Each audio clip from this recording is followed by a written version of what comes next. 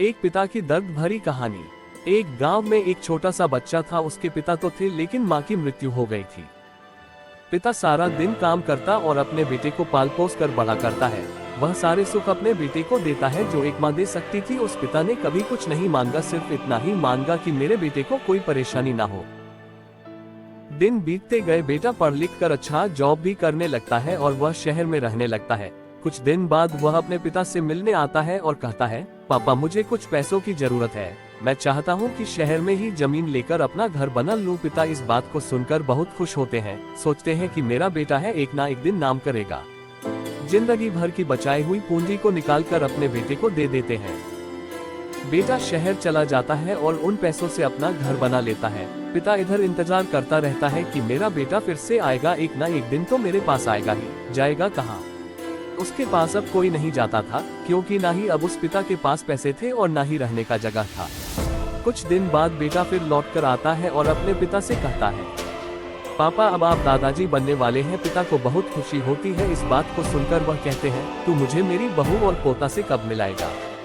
बेटा कहता है, बस पापा थोड़े दिन और। पापा मुझे कुछ पैसों की जरूरत है, क्योंकि आजकल थोड़ा जॉब में खींच बीच हो रहा है, जिसके कारण से मुझे कुछ दिन के लिए सस्पेंड कर दिया गया है।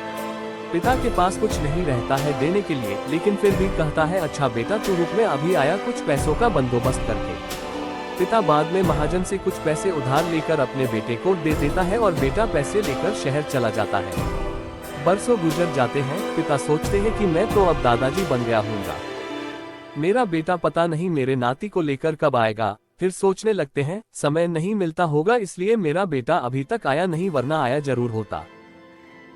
तब तक महाजन 2-3 आदमी को लेकर उस पिता के घर पर आता है और कहता है कि आपके वादे के मुताबिक मैं पूरे 3 महीने बाद आया हूँ अपने पैसे ले जाने। पिता कहते हैं, मेरे पास पैसे नहीं है देने के लिए। महाजन कहता है, जब पैसे देने नहीं थे तो आपने मुझसे उधार क्यों लिया?